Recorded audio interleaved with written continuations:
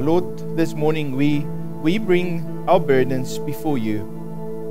And Lord, you are faithful. You are our Father and you take care of us. And Lord, although we have made mistakes in our life, we maybe didn't make the right choice or walk in wisdom, Lord, today we want to come before you and we want to repent. We turn back to you, and Lord, we give our burdens to you this morning. Lord, we forgive the ones that has hurt us.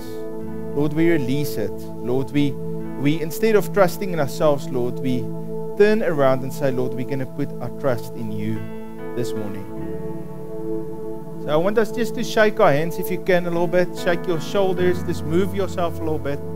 Just say, Lord, I just release all of these burdens and my worries and my fear to you. I give it over to you. Yeah.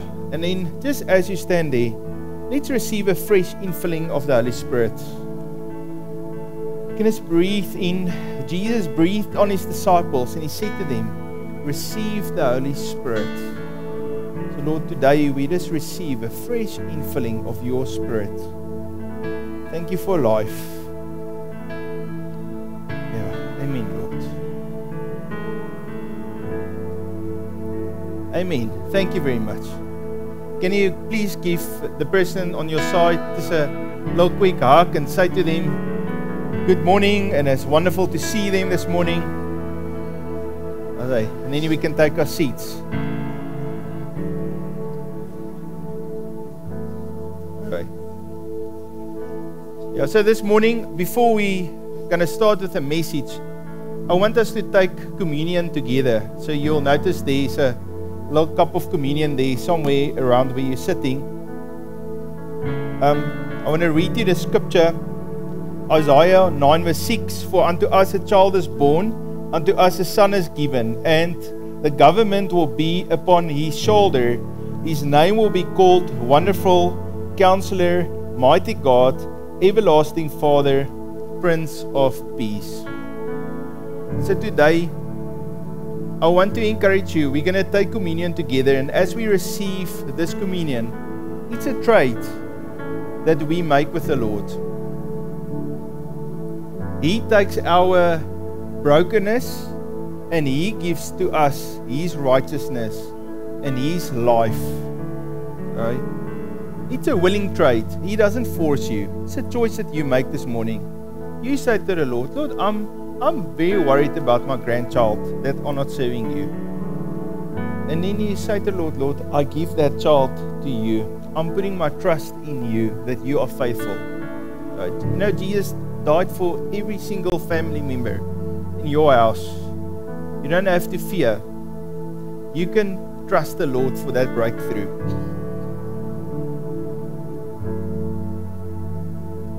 When Jesus died for us, He didn't go straight from, okay, now you are being judged, you're going to die, and then 5 minutes later He's dead. It was a process of suffering that He went through to die for us.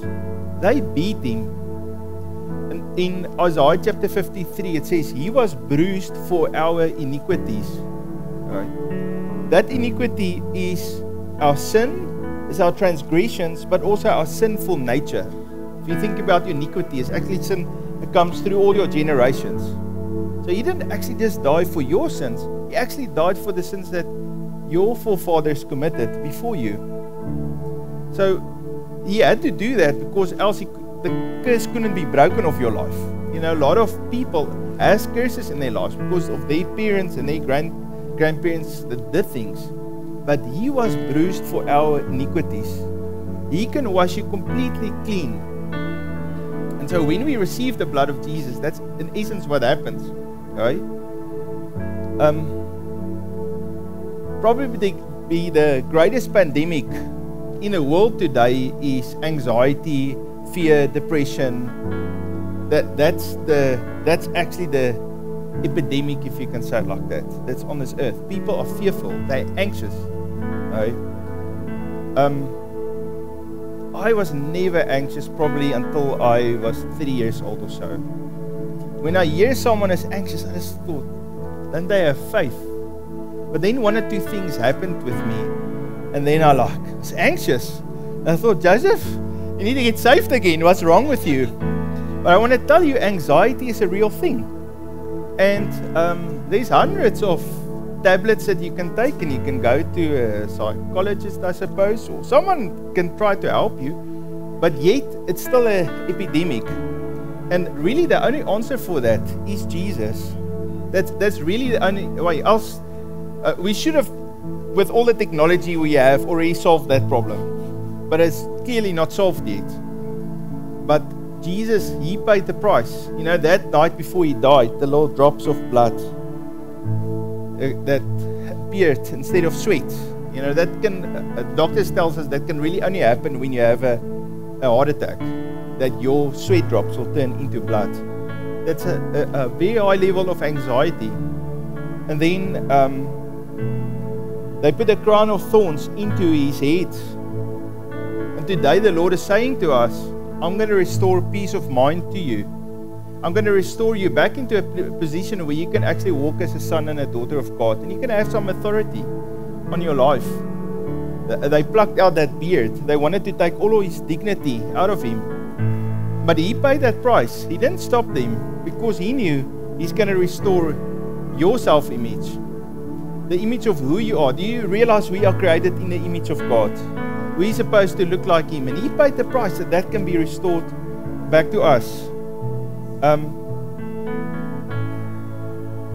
He received 39 stripes on His back. By the stripes of Jesus, we are healed.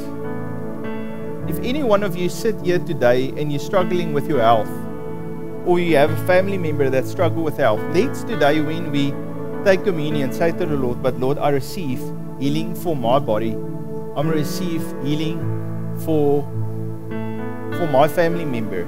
I know it's easy when the doctor says, just take this tablet every day and then you'll make it. It's easy to succumb and say, I'm not going to trust you anymore for that area because I'm just going to take that little tablet. But do you realize God can do a complete work of healing? It's not over. You can overcome. If you struggle with weight loss, right, trust in Him. He can help you. Right? You know, weight loss is more in the mind than it's actually in the body. Because it's so difficult when you're addicted to sugar or whatever the thing is. But Jesus paid the price for you so that you can overcome that. Right? There was nails driven through His hands. He paid the price so that you can be blessed when you work. So that the work of your hands can be established.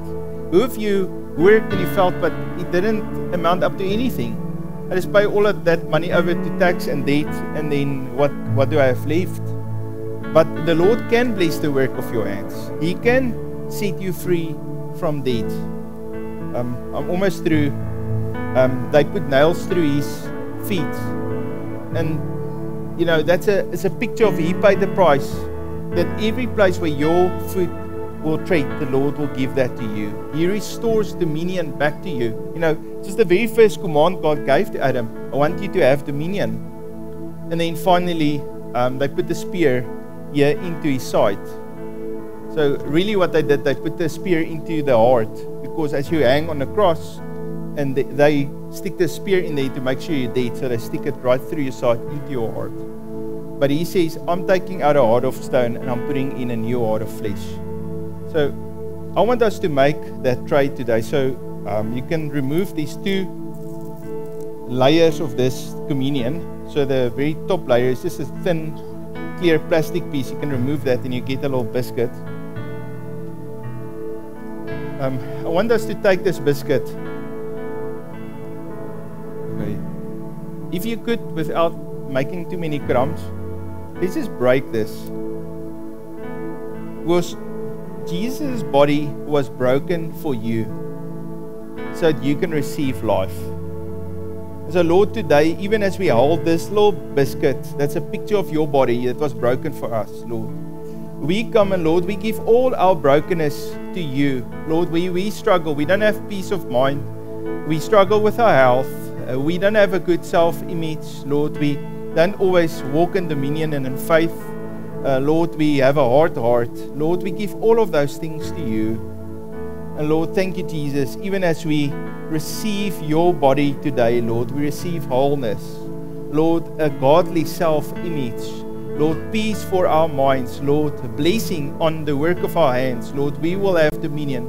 We'll have a soft new heart with your words written on our heart. Lord, we are healed by the stripes of Jesus. And so, Lord, we receive today the body of Jesus. We can have it.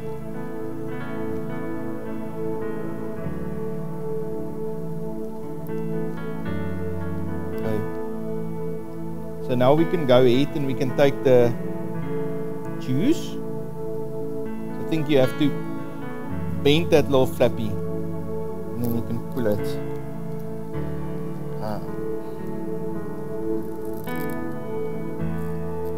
Okay, so it's a delicate process to open this. Alright, thank you, Jesus, for your blood. Alright. Yeah. So the blood of Jesus is actually speaking over us. The blood of Jesus speaks better things than the blood of Abel. In essence, the blood of Jesus speaks purpose and life to you. God created you with a purpose. The reason or the fact that you are here today is already proof to you that you have a purpose in this life. And God has a plan for you. And Jesus held that cup and he said, this is the blood in my covenant. No, it's a new covenant. And in essence, when you enter into a covenant with someone, you say, we agree that we will go towards the same direction, that we'll share everything, we'll be one together. And so when he gives us the cup, he actually says to us, I have a plan for your life, and I want to help you to do that. I also have a plan for my kingdom. Are you happy to put my kingdom first, and I'm going to help you with your life so that you can fulfill your purpose? Let's walk this life together. That's actually the commitment. You say, Lord, I'm going to agree with whatever you say when I take this cup. It's actually amazing. And there's so much blessings to seeking the kingdom of God first, because then He'll also help you with whatever you need. Yeah, He's your Father. What father here, if you got enough, will not take care of your child? Each one of us will take care of our child. And He's got everything, and He will take care of you. So, Father, thank you. Jesus, thank you for your blood. And today we enter afresh into a covenant with you. Everything that we have belongs to you, and everything that you have belongs to us. And Lord, we're going to seek your kingdom first. And we agree with everything that you say about our lives. Thank you, Lord. Thank you for your blood.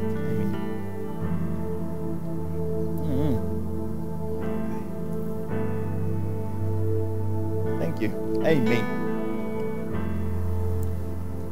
Okay, so I've taken a little bit of time. So I'm not going to give you a long message today, but I want to give you key points of how you can overcome in this season. Okay, that's what I felt the word of the Lord for us is today. So we've learned that Jesus is the Prince of Peace, and He will help us to establish peace in our lives. But maybe we just need to ask this question: what does it mean when you say Jesus is the Prince of Peace? And why is there no peace in this world? So let's just quickly go to peace. The foundational idea, let's go from a worldly perspective, and then we'll come from a biblical perspective. But the basic idea of peace is that you are, if you have peace, that you are in submission to authority. That's the basic idea.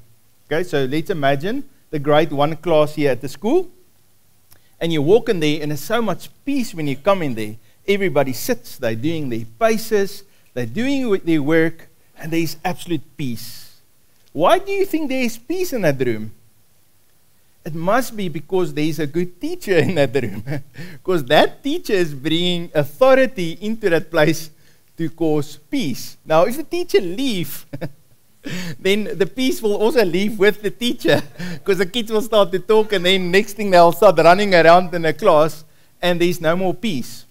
And so the world's idea of peace is you have to come under the authority of whatever authority structure they have. And then when you listen and do whatever they tell you to do, then you're going to have peace.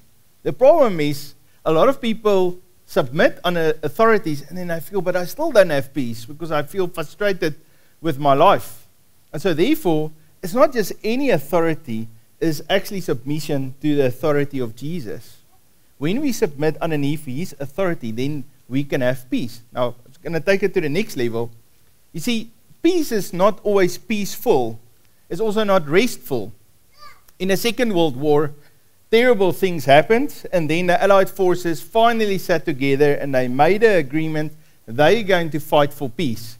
And they actually called their army the Peace Force. Now, they didn't go into that war to be calm and restful. They got all their biggest bombs and guns and everything together to establish their authority so there can be peace. And so in some of our lives, we need actually that peace force of Jesus to come in and just get all the devils and all the bad mindsets and bad attitudes out of our lives so that we can come into a position where the peace of God can actually rule in our lives. All right. Now, the Hebrew word in that scripture I was reading this morning where it says there, he is the Prince of Peace. That word is shalom. Okay. Now, shalom means nothing missing, everything restored back to the original blueprint. Okay? So if you can stand in your original blueprint, you are at peace. The reason why you're at peace is because you're going to feel, wow, I'm actually doing what I'm created to do. I'm actually walking in my call in life. I don't have any needs. I'm not worrying about things because I can stay focused on my creation purpose. I have peace. I feel fulfilled. Don't have frustrations in my life because I can actually be myself and be who God created me to be. So the peace of God is actually God restoring you back to your original blueprint. Yeah. So it's actually not going to the beach and sitting there on the patio and drinking your cool drink, and then you say, now I have peace. So the moment you go back to your life, then you've got to face all of the things that you tried to escape of. But imagine you sit there and you drink your cool drink and you think, I can't wait to get back to Joburg because I'm going to do my stuff that I need to do there in Alberton. Huh? Then you have true peace. You wake up in the morning and you're excited about life because you think, wow, I'm actually doing something worthwhile, something that's making a difference. All right?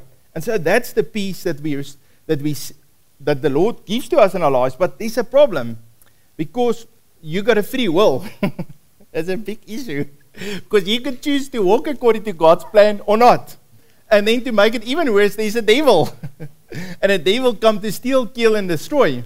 And so between your free will and the devil, you can quickly wipe out all peace that you have in your life. And so to get peace back, you need to align yourself, your will, with God's will. That's why Jesus, that evening before he died, he said, not my will, but your will be done. But not only that, you also need to figure out a way how to deal with the devil. And that's not easy. Paul said to us, we do not wrestle against flesh and blood, but against principalities, against powers, against the rulers of the darkness of this age, against spiritual hosts of wickedness in the heavenly places. All right? So that means there is a spiritual battle. The evil corruption that's in the world came from the outside through the devil. And the life of God also comes from the outside through Jesus. So think about it. When Adam and Eve sinned, there was kind of two things there. The one was the serpent that made some suggestions. And the second thing was their free will. They agreed. And then the result of that was corruption entered in and they lost life. It got so bad in the earth that in Genesis chapter 6, it talks there about the sons of man or the watchers came and they had children with the women. And they produced all of these giants, and the giants was full of corruption and violence on this earth. And it was so bad that God actually sent the flood, and he had to wipe everything off because the earth became so evil and so full of violence. Right? But that violence didn't leave, because we see when Joshua led the Israelites into the promised land, and there's giants there in Canaan. So somehow the giants made it back. I don't know how they made it back, but they did make it back. And then even in the life of David, he had to face a giant. And then when Jesus came on the earth, it doesn't say, oh, well, and the people of God was living in peace. Now, the Romans were such great rulers. No, it actually says the people were sick, people were full of demons, people were suffering, they they were oppressed. That was a bad situation. And so luckily Jesus then came and he paid the price, and so now we have peace. But unfortunately, 2,000 years later, a similar situation that the people of God had when Jesus came is also still on the earth today, because people are still sick and people still are full of demons and still evil things happens in this world. And so there is a battle against spiritual forces. So you can listen to all of this and you can say, wow, but how on earth am I going to overcome? It sounds very rough. But here's the thing. The Lord is giving you a key to walk in victory, in be an overcomer. And it's not for one day when you die and you go to heaven. It's for right now. It is possible. All right? Jesus is a template for us of how we can do it. There's many other ones in the Bible that are a template of walking in victory. Now, I want to read you the scripture. And this is my Christmas message scripture. We're reading from Luke chapter 1:26. Now, in the 6th month, the angel Gabriel was sent by God to a city of Galilee named Nazareth, to a virgin betrothed to a man whose name was Joseph of the house of David. The virgin's name was Mary, and having come in, the angel said to her, "Rejoice, highly favored one, the Lord is with you. Blessed are you among women." And when she saw him, she was troubled at his saying, and considered what manner of greeting this was. Then the angel said to her, "Do not be afraid, Mary, for you have found favor with God. And behold, you will conceive in your womb and bring forth a son, and shall call his name Jesus." All right. Let's just pause here for a moment. So this is a very peculiar scripture here, because we see quite a few times in the scripture where it talks about a prophecy to a person, you're going to have a child. You know, like John the Baptist came through Elizabeth and Zechariah, or you had the Shunammite woman, you're going to have a child. Hannah, you're going to have a child. Abraham and Sarah, you're going to have a child. This is a common thing in the scripture. But every time when it talks about you're going to have a baby, it used the Hebrew word, the Greek word nepios. I can't remember now what's the Hebrew word, but it's a word that means an infant or a baby. All right? But this angel, when the angel speaks to Mary, he doesn't say you're going to have an infant. He says here, you're going to bring forth a son. So that word there is huios or yos. All right? And it in essence means a fully matured son that already inherited. That's that word huios. So usually what they would do, the person would grow up, he would become mature, and then inherit from his father. And then that person, the moment he inherits, then he's a yos. All right? And so that's what it says here. So the angel's saying, okay, you're going to have a son. This son is going to be fully mature, and he's going to inherit everything that his father is giving to him. This is interesting, eh?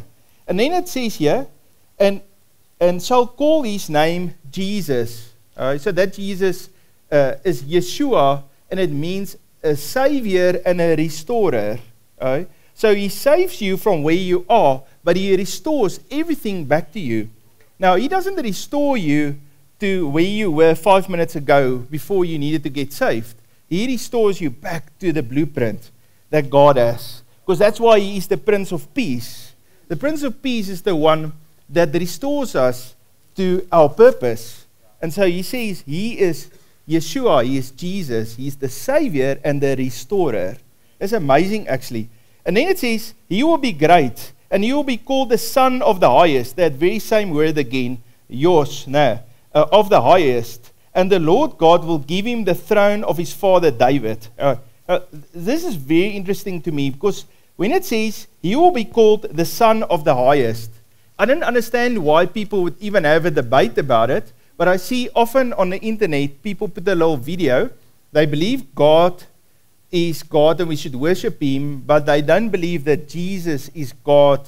But it's very clear here, Jesus is the Son of God. And since he is the Son of God, he is therefore God also, and we should worship him. And so the angel made it very clear. The angel didn't leave that part out. He didn't want any confusion to be there. He is the Son of the Highest. All right? And then he says, the Lord will give him the throne of his father David. Okay, now, that was an interesting picture there for me, because he didn't refer to Abraham or refer to maybe Moses or who would you think is a great leader? Noah. He said, you'll give you the throne of his father David. Okay. So what did David do? David understood how to deal with corruption. David had a different heart. He had a heart after God. And so through David as an example and through Jesus as an example, we can see keys how we can overcome. So I'm going to quickly run through them. The first key that we see in the life of David is that he meditated on God's word. All right? He praised the Lord. He worshipped the Lord. His focus was on the Lord. Now remember, when David was a shepherd, there was already giants in the land.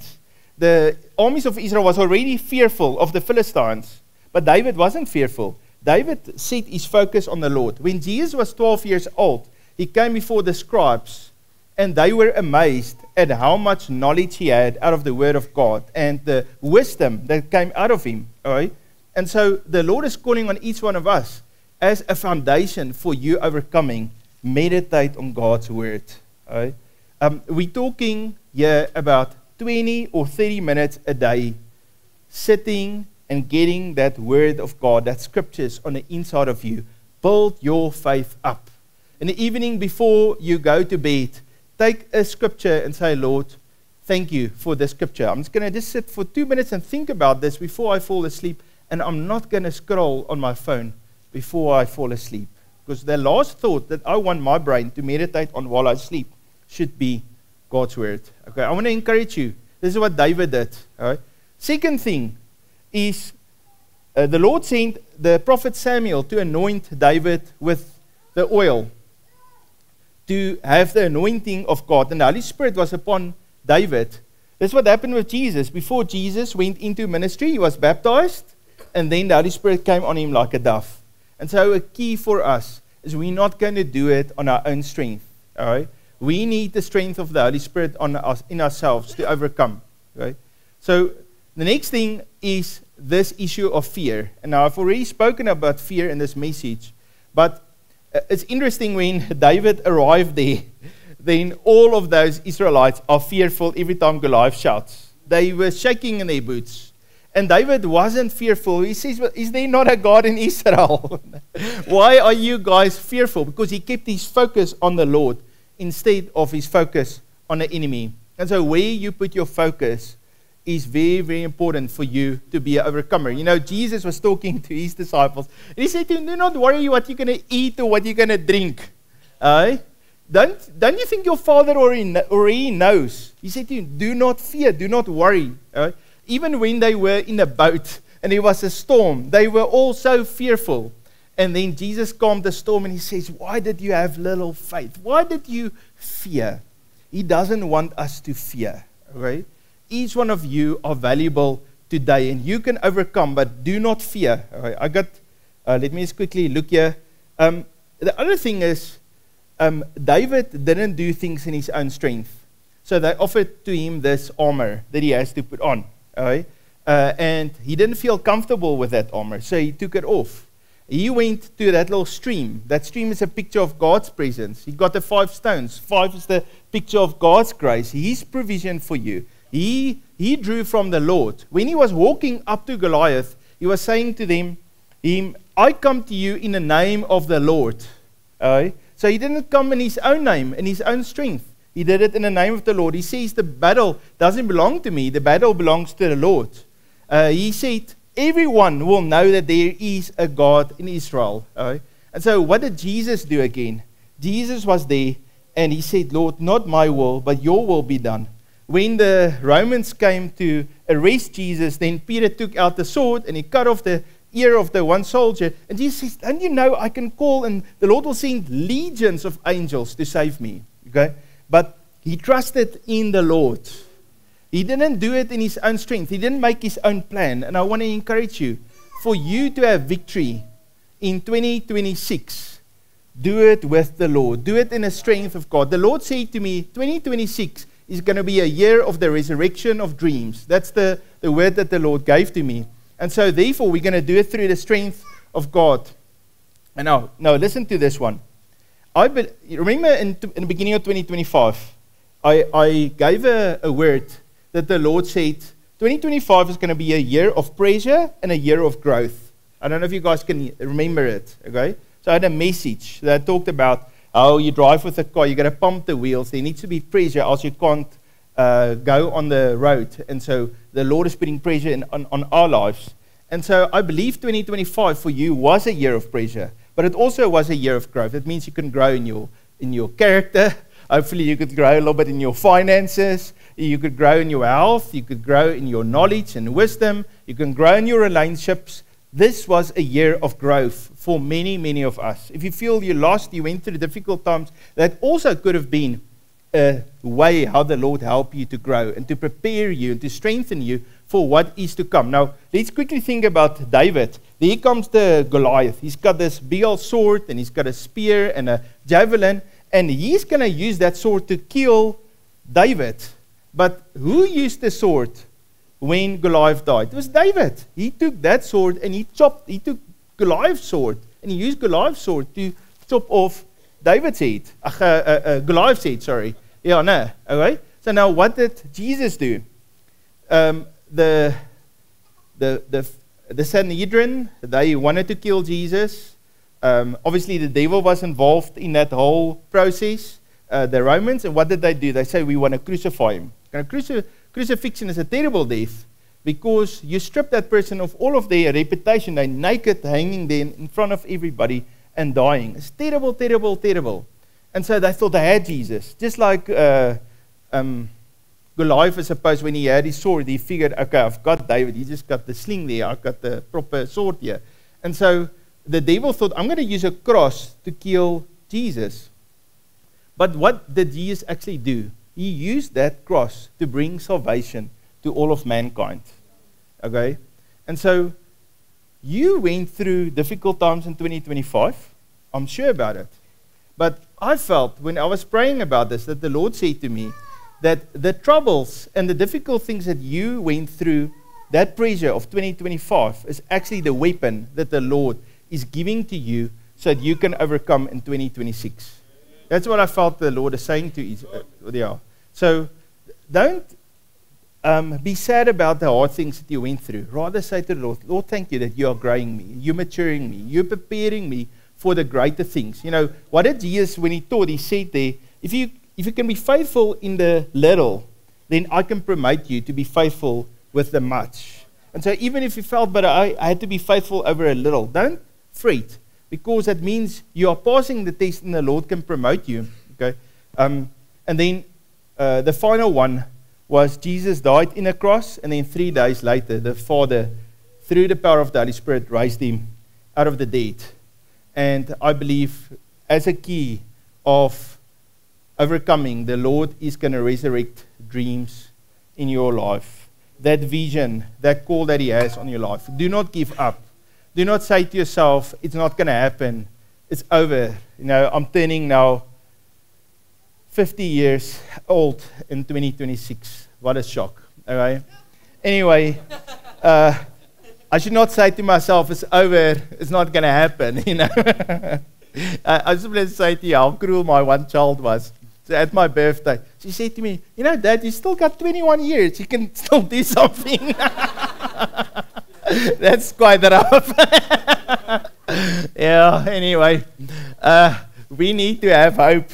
God has hope for each one of us, all right?